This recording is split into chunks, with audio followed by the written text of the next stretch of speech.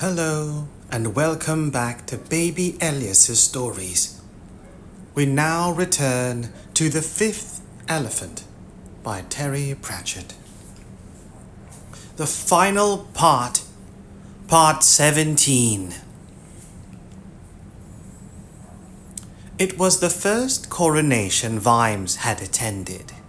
He'd expected it to be stranger, touched somehow by glory. Instead, it was dull, but at least it was big dull.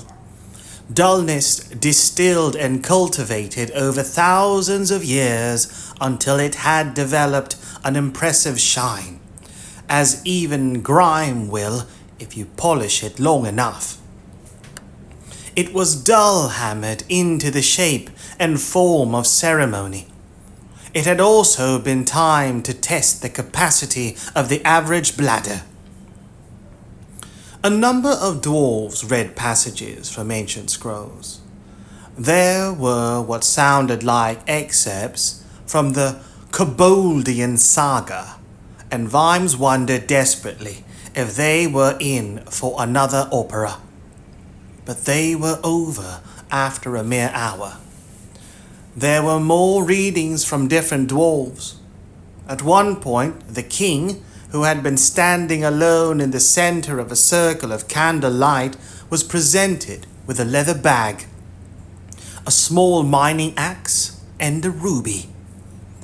Vimes didn't catch the meaning of any of this, but by the sounds, it was clear that each item was of huge and satisfying significance to the thousands who were standing behind him.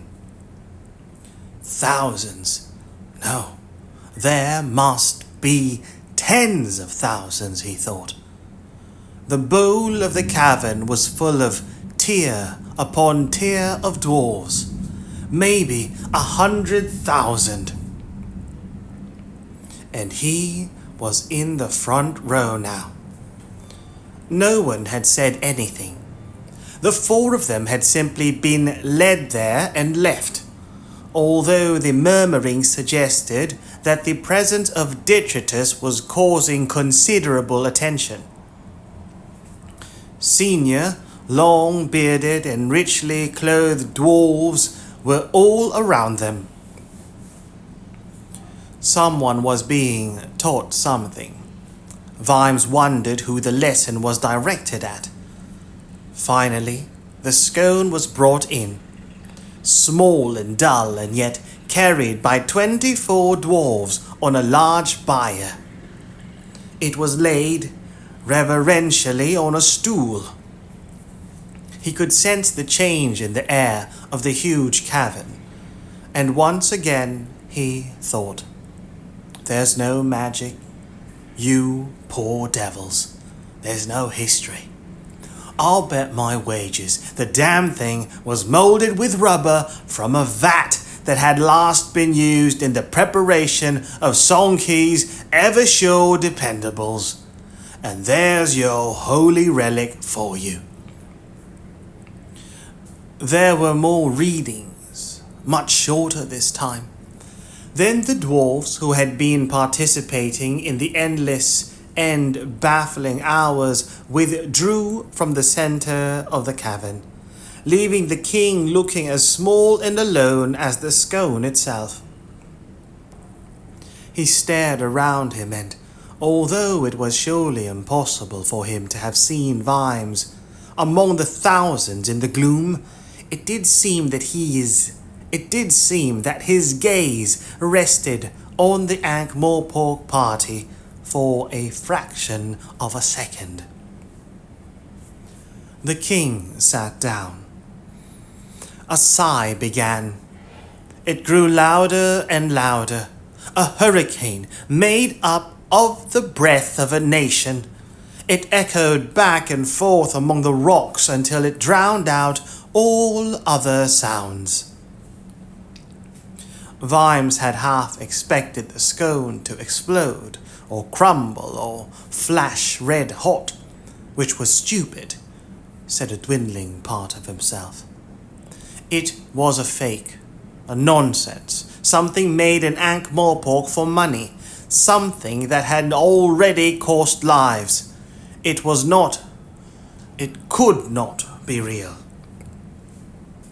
But in the roaring air he knew that it was, for all who needed to believe, and in a belief so strong that truth was not the same as fact. He knew that for now, and yesterday, and tomorrow, both the thing and the whole of the thing. Angua noticed that Carrot was walking better even as they reached the forest below the falls, and the shovel over his shoulder hardly burdened him at all. There were wolf prints all over the snow. "They won't have stayed," she said, as they walked between the trees. "They felt things keenly when he died, but wolves look to the future. They don't try to remember things." "They're lucky," said Carrot. "They're realistic. It's just that the future contains the next meal and the next danger. Is your arm all right? It feels as good as new." They found the freezing mass of fur lying at the water's edge. Carrot pulled it out of the water, scraped off the snow higher up the shingle, and started to dig. After a while he took off his shirt. The bruises were already fading. Angua sat and looked over the water, listening to the thud of the spade and the occasional grunt when Carrot hit a tree root. Then she heard the soft slither of something being pulled over snow, a pause, and then the sound of sand and stones being shoveled into a hole. "Do you want to say a few words?" said Carrot. "You heard the howl last night. That's how wolves do it," said Angua, still looking out across the water. "There aren't any other words." "Perhaps just a moment's silence, then." She spun around. "Carrot! Don't you remember last night? Didn't you wonder what I might become? Didn't you worry about the future? No, why the hell not? It hasn't happened yet. Shall we get back? It'll be dark soon. And tomorrow? I'd like you to come back to Ankh-Morpork. Why? There's nothing for me there." Carrot patted the soil over the grave. "Is there anything left for you here?" he said. "Besides, Don't you dare say the words," Angua thought. "Not at a time like this." And then they both became aware of the wolves. They were creeping through the trees, darker shadows in the evening light. "They're hunting," said Angua, grabbing Carrot's arm. "Oh, don't worry. They don't attack human beings for no reason." "Carrot?" "Yes?" The wolves were closing in. "I'm not human. But last night, that was different. They remembered Gavin. Now I'm just a werewolf to them." She watched him turn to look at the advancing wolves. The hairs were up on their backs. They were growling. They moved with the strange sidle of those who hated. They moved with the strange sidle of those whose hatred could just manage to overcome their fear. And at any moment, that balance in one of them was going to tip all the way, and then it would be all over. There was a leap, and it was Carrot who made it. He grabbed the lead wolf by its neck and tail and held on as it struggled and snapped. Its frantic efforts to escape resulted only in it running in a circle with Carrot in the middle, the other wolves backing away from the whirl of grey. Then, as it stumbled, he bit it on the back of the neck. It screamed, "Ow!" Carrot let go and stood up. He looked at the circle of wolves. They shied away from his gaze.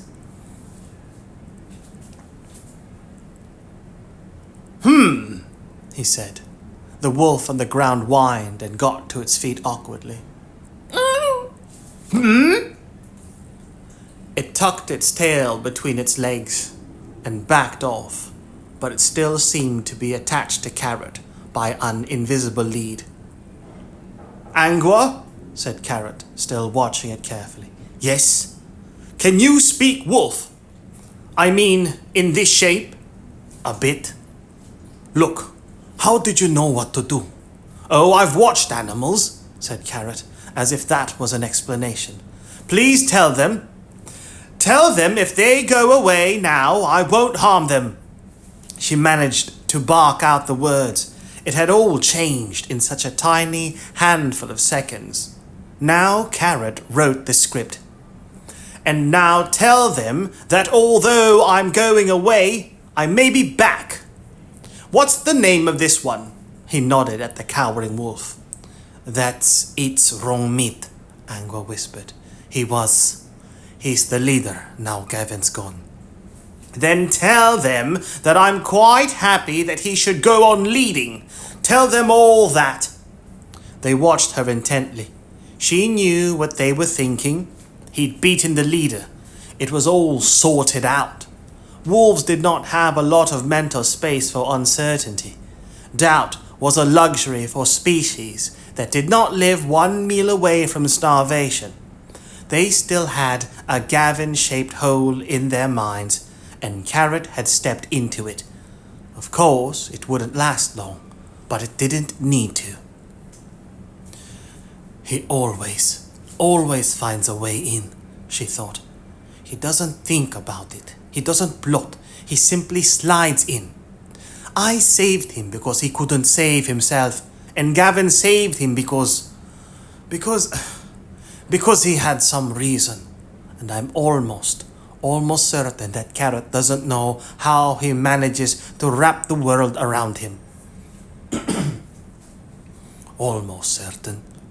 He's good and kind and born to be a king of the ancient sort that wore oak leaves and ruled from a seat under a tree. And though he tries hard, he never had a cynical thought. I'm almost certain. Let's go now, said Carrot. The coronation will be over soon, and I don't want Mr. Vimes to worry. Carrot, I've got to know something. Yes? That might happen to me. Have you ever thought about that? He was my brother, after all. Being two things at the same time, and never quite being one. We're not the most stable of creatures. Gold and muck come out of the same shaft, said Carrot. That's just a dwarf saying. It's true, though. You're not him. Well, if it happened, if it did, would you do what Vimes did? Carrot, would it be you who picked up a weapon and came after me? I know you won't lie.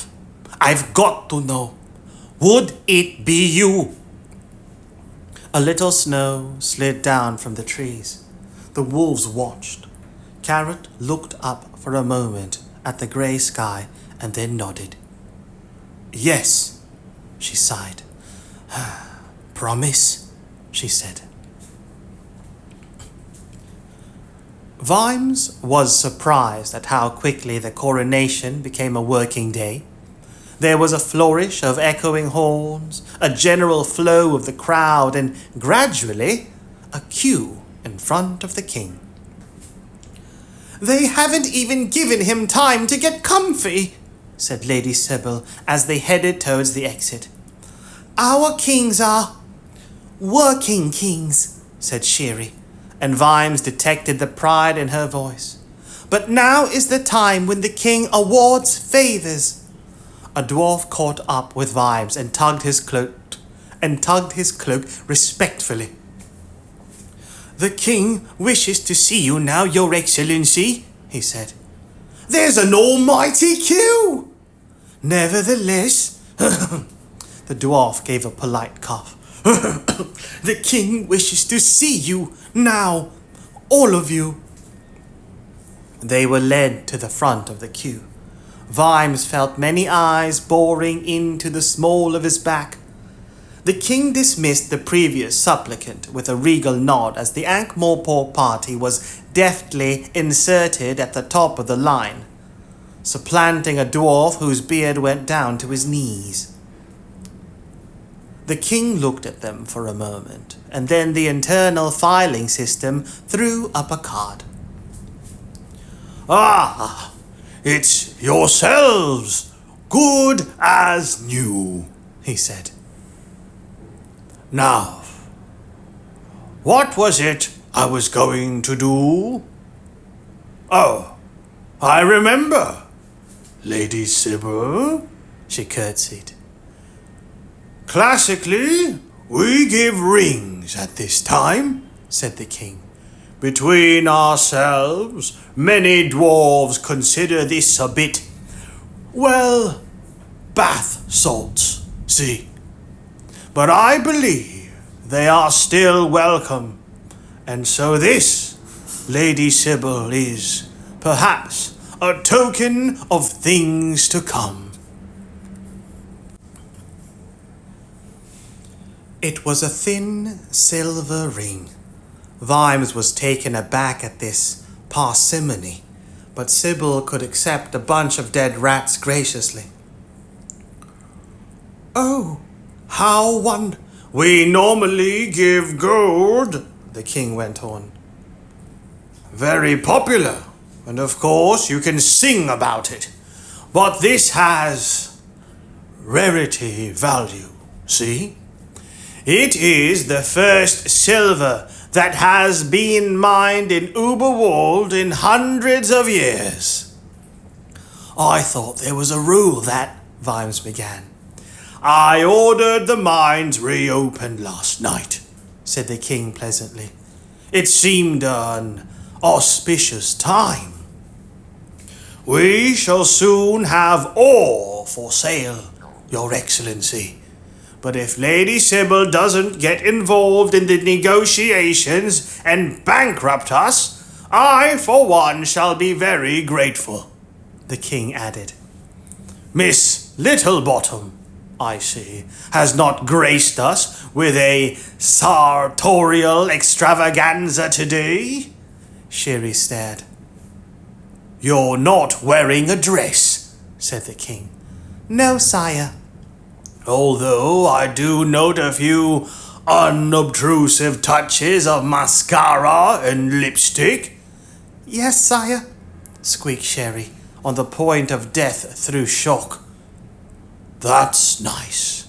Do be sure to let me know the name of your dressmaker," the king went on. "I may have some custom for her in the fullness of time." "I've thought long and hard," Vimes blinked. Sherry had gone pale. Had anyone else heard that? Had he? Sybil nudged him in the ribs. "Your mouth's open, Sam," she whispered. So he had heard it. He heard the king's voice again. "And a bag of gold is always acceptable." Sherry was still staring. Vimes shook her gently by the shoulder. "Thank you, sire." The king held out his hand. Vimes warbled Sherry again. Completely hypnotized, she extended her hand. The king took it and shook it. Shocked whispers were spreading behind Vimes. The king had shaken the hand of a self-declared female. "And that leaves detritus," said the king. "What a dwarf should give a troll is, of course, a bit of a puzzle. But it occurs to me that what I should give you is what I would give a dwarf. A bag of gold, then, for whatever purpose you choose to use it, and..." He stood up and held out his hand. Dwarves and trolls were still fighting in the further regions of Uberwald, Vimes knew. Elsewhere, there was at best The sort of peace you got when both sides were busy rearming. The whispering stopped. Silence spread out in a widening circle, all across the floor of the cave. Detritus blinked.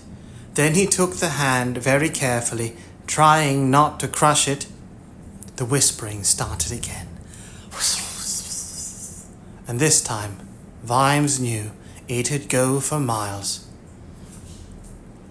It occurred to him that in 2 handshakes, the white-bearded elderly dwarf had done more than a dozen devious plots could have achieved. By the time those ripples reached the edge of Uberwald, they would be tidal waves. 30 men and a dog would be nothing by comparison. I said, what can a king give a Vimes? Said the king. Nothing, I think, said Vimes absently. 2 handshakes, and very quietly smiling. The king had turned the customs of the dwarves upside down, and so gently too that they'd spend years arguing about it. Sam! Snapped Sybil. Well, then, I shall give you something to your descendants, said the king, apparently unperturbed. A long, flat box was brought to him. He opened it to reveal a dwarf axe, the new metal glinting on its nest of black cloth. This will become, in time, the axe of someone's grandfather, said the king, and no doubt, over the years, it will need a new handle or a new blade, and over the centuries, the shape will change in line with fashion. But it will always be, in every detail and respect, the axe I give you today. And because it'll change with the times, it'll always be sharp. There's a grain of truth in that, see? So nice to have met you.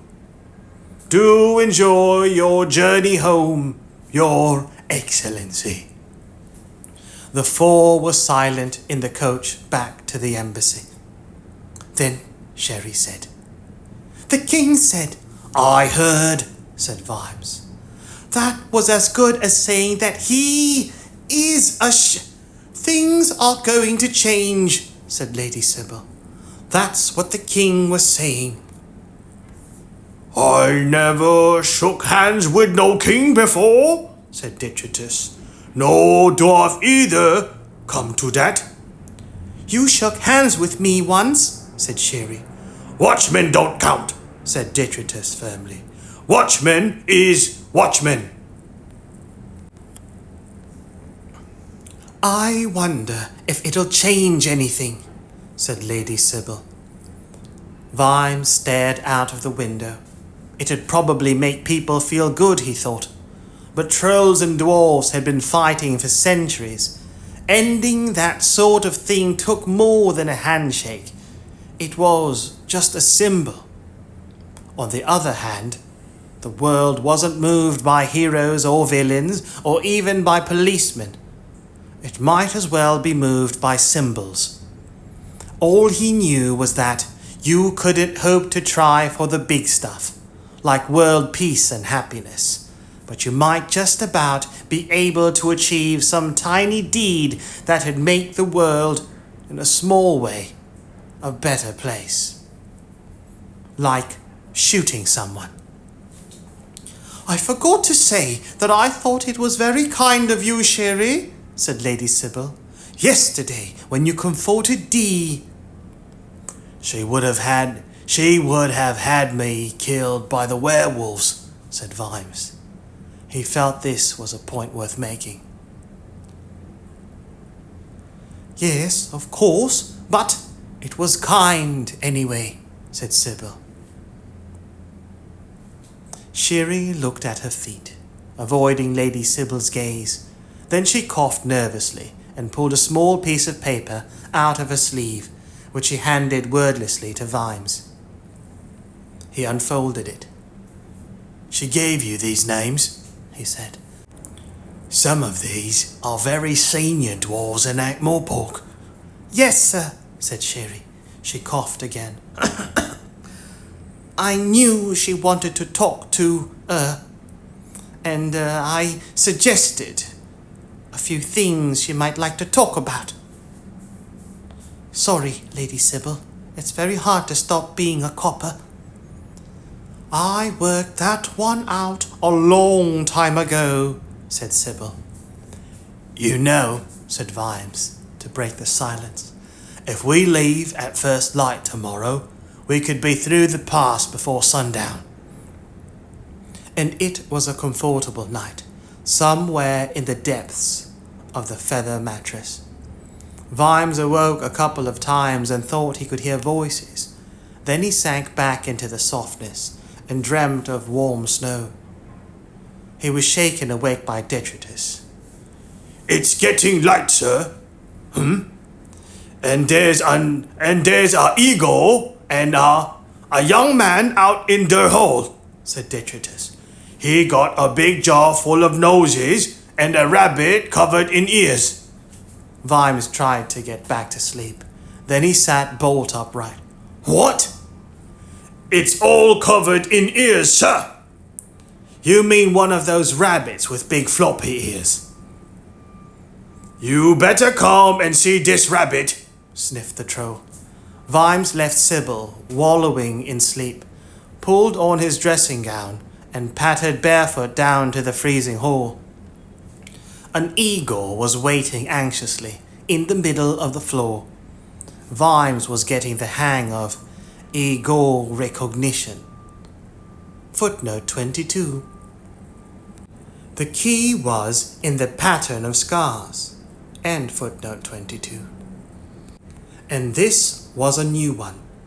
He was with a much younger man, probably barely out of his teens, at least in places, but already the scars and stitching indicated that relentless urge towards self-improvement. That was the hallmark of a good eagle. They just never seemed to be able to get the eyes level. Your Excellency? Your eagle, right? Amazing guest, sir. We haven't met before, but I work for Dr. Thalmic on the other side of the mountain, and this is my son, Eagle. He smacked the young man around the back of his head. Say hello to His Grace, Eagle. I don't believe in the peerage, said young Eagle sulkily. Nor shall I call any man master. See, said his father. Sorry about this, your grace, but this is the younger generation for you. I hope you can find a job for him in the big city, 'cause he's totally unemployable in Uberwald. But he's a very good surgeon, even if he doeth have funny ideas. He's got his grandfather's hands, you know. I can see the scars, said Vimes. Lucky little devil. They should have been mine by rights. But he was old enough to go into the lottery. You want to join the watch, Eagle? Said Vimes.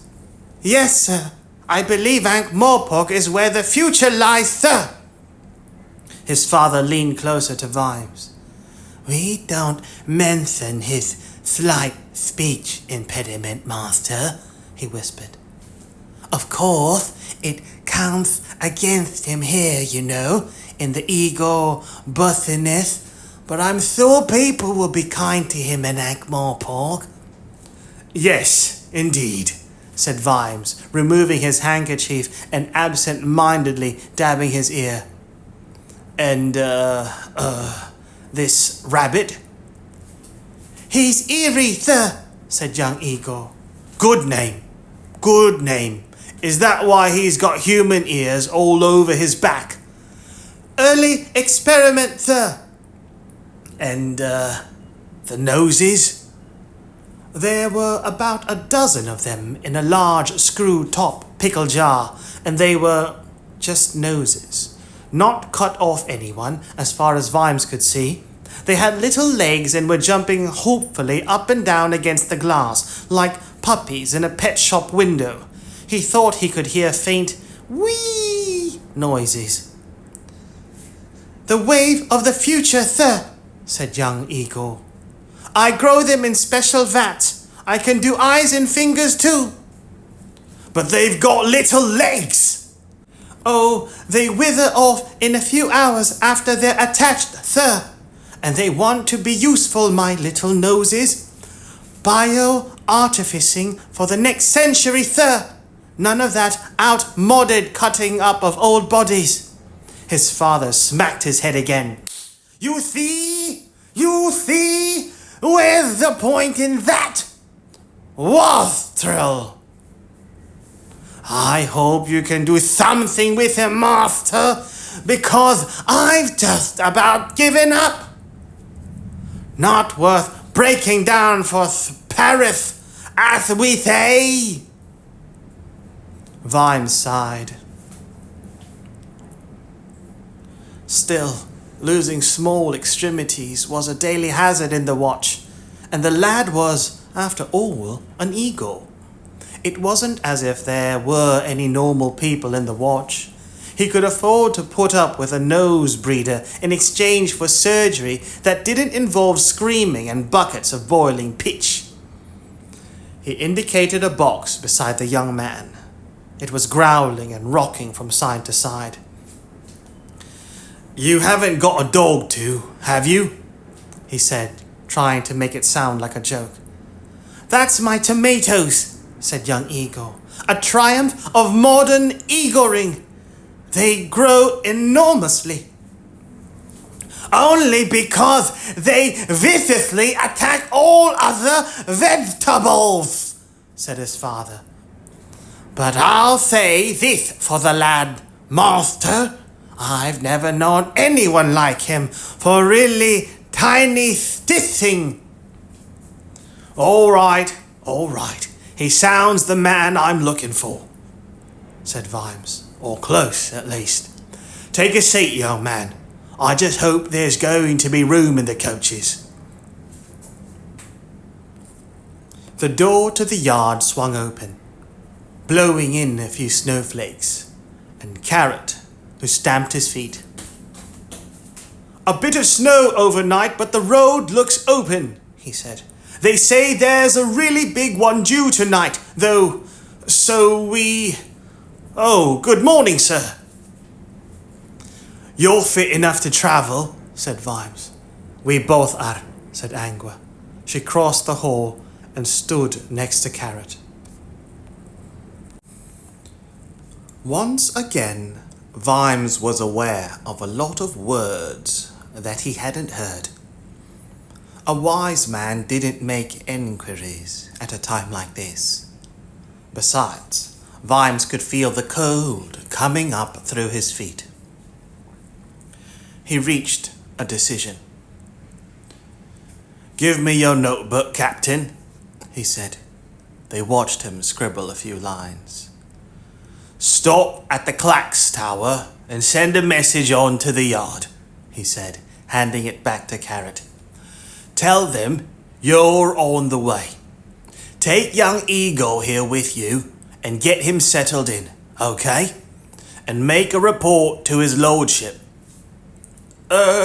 You're not coming," said Carrot.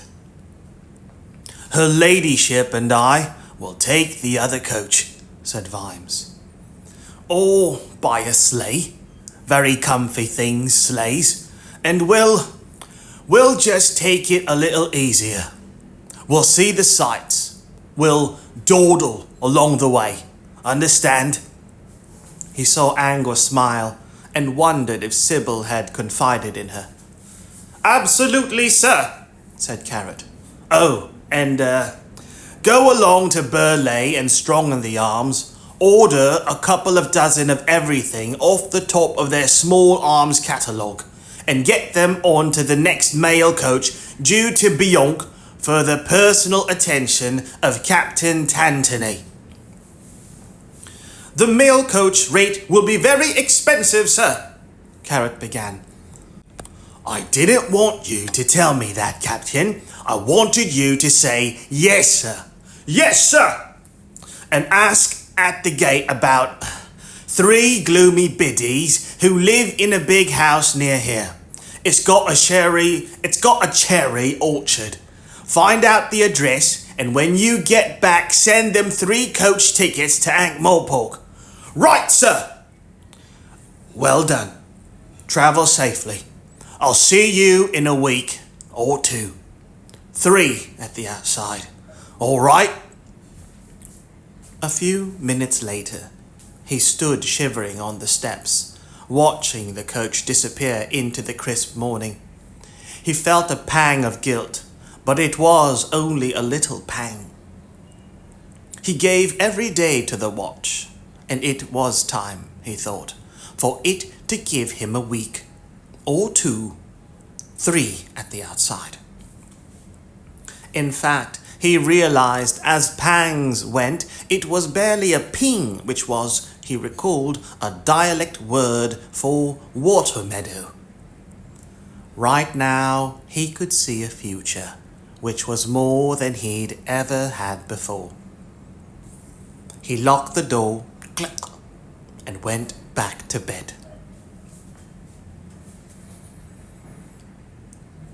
On a clear day, from the right vantage point on the ram tops, a watcher could see a very long way across the plains.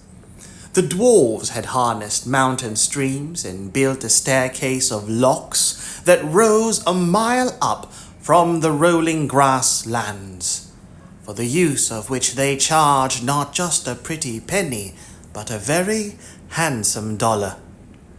Barges were always ascending or descending, making their way down to the river Smorl and the cities of the plain. They carried coal, iron, fireclay, pig treacle. Side note, footnote 23. The treacle mines below Ankh-Morpork had long been exhausted, leaving only a street name to remember them by. But the collision with the 5th elephant had buried thousands of acres of prehistoric sugar cane around the borders of Uberwald, and the resulting dense crystalline sugar was the foundation of a large mining, confectionery, and dentistry industry. End footnote 23. They carried coal, iron, fireclay, pig treacle, and fat, the dull ingredients of the pudding of civilization. In the sharp, thin air, they took several days to get out of sight. On a clear day, you could see next Wednesday. The captain of one of these barges, waiting for the top lock, went to tip the dregs of his teapot over the side and saw a small dog sitting on the snowy bank. It sat up and begged hopefully. He turned to go back into the cabin when he thought, what a nice little doggy. It was such a clear thought that it almost seemed to him that he had heard it. But he looked around and there was no one else near him. And dogs certainly couldn't talk. He heard himself think, this little doggy would be very useful keeping down rats that might attack the cargo, sort of thing. It must have been his thought, he decided. There was no one else nearby, and everyone knew dogs didn't talk. He said aloud, but rats don't eat coal, do they? He thought, clear as day. Ah, well, you never know when they might try, right? Anyway, it's such a sweet-looking little doggy that's been struggling for days through deep snow. Not that anyone cares. The bargeman gave up. There's only so long you can argue with yourself.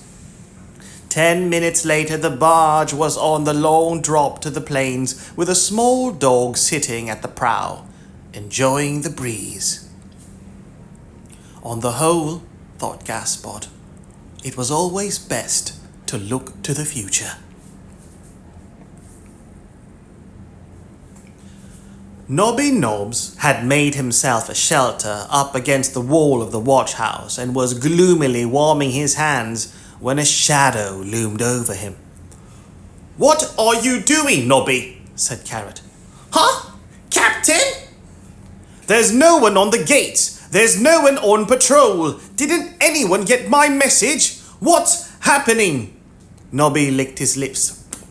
"Well," he said, there isn't a watch at the moment, not per se," he finished. He saw Angua behind Carrot. Mr. Vimes with you at all?" "What is happening, Nobby?" "Well, you see, Fred kind of, and then he got all sort of. The next thing you know, he was setting for to, and then he wouldn't come out, and he nailed up the door, and Mrs. Fred came and shouted at him through the letterbox, and most of the lads have gone off and got other jobs.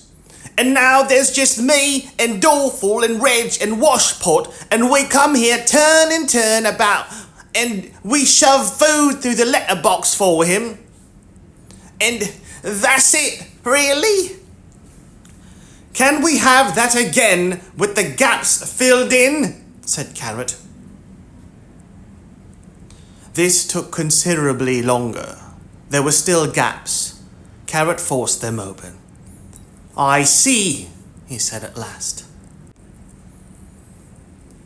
"Mr. Vimes is going to go spare, isn't he?" said Nobby miserably. "I wouldn't worry about Mr. Vimes," said Angua. "Not at the moment." Carrot was looking up at the front door. It was thick oak. There were bars at all the windows. "Go and fetch Constable Dorful, Nobby," he said. 10 minutes later, the watch house had a new doorway. Carrot stepped over the wreckage and led the way upstairs.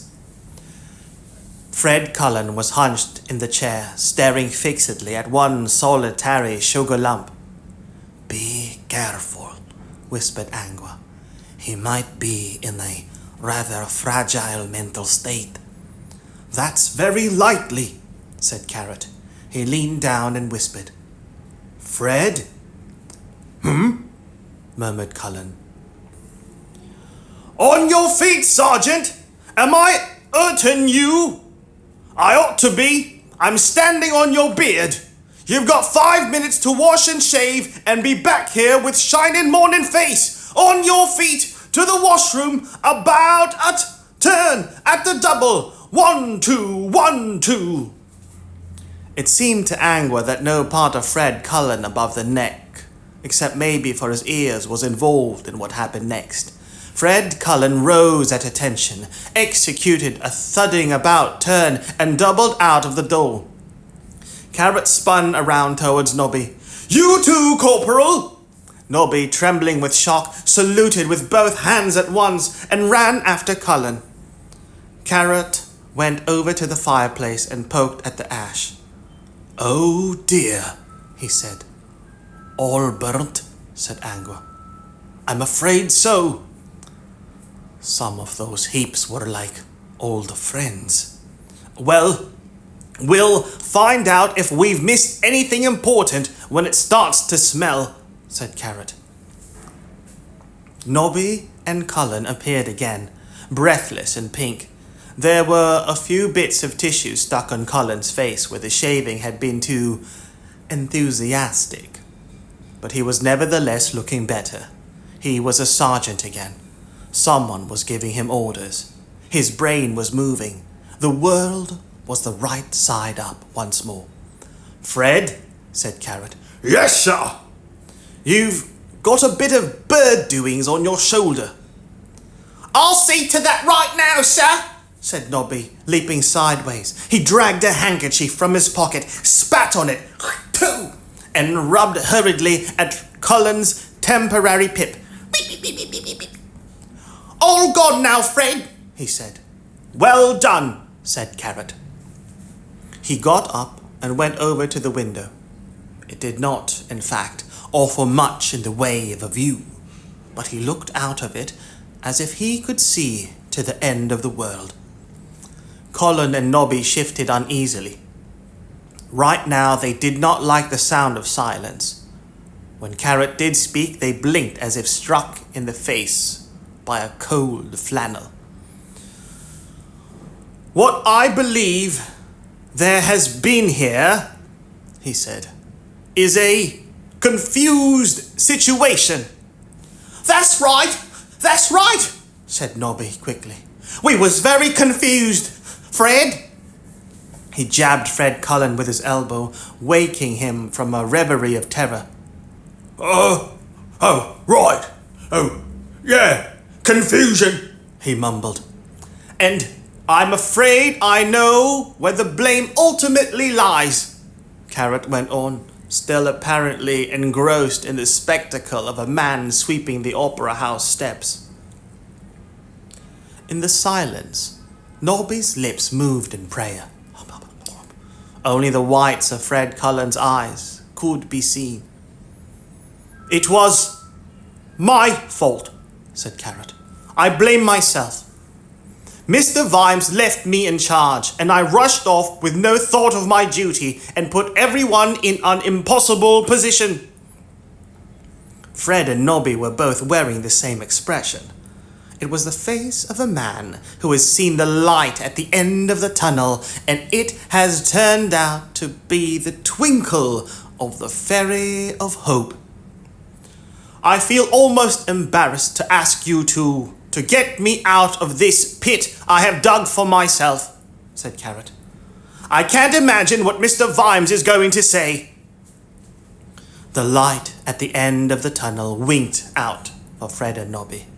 They could imagine what Mr. Vimes would say. "However," said Carrot, he returned to the desk and pulled open the bottom drawer, extracting a few grubby pages that were clipped together. They waited. "However, each of these men took the king's shilling and swore an oath to defend the king's peace," said Carrot, tapping the paper. "An oath, in fact, to the king." "Yeah, but that was only..." said Fred Cullen. "Sorry, sir," said Nobby. "I inadvertently trod heavily on Fred's toe while standing to attention." There was a long, drawn-out silicon sound. Carrot was drawing his sword from its sheath. He laid it on the desk. Nobby and Cullen leaned away from its accusatory point. "They are all good lads," said Carrot softly. "I'm sure if the two of you can call on each and every one of them and explain the situation, they will see where their duty lies. Tell them there is always an easy way if you know where to look. And then we can get on with our jobs. And when Mr. Vimes returns from his well-earned holiday, the somewhat confused events of the past will be merely..." "Confusing?" suggested Nobby hopefully. "Exactly," said Carrot. "But I'm glad to see you made so much headway with the paperwork, Fred." Cullen stood nailed to the spot until Nobby, saluting desperately with the other hand, dragged him out of the office. Angua could hear them arguing all the way down the stairs. Carrot stood up, dusted off the chair, and placed it carefully under the desk. "Well, we're home," he said. "Yes," said Angua, and she thought, "You do know how to do nasty, don't you? But you use it like a claw. It slides out when you need it, and when you don't, there's no sign that it's there. He reached over and took her hand. Wolves never look back, he whispered. The end. Good night, baby Alias. Oh.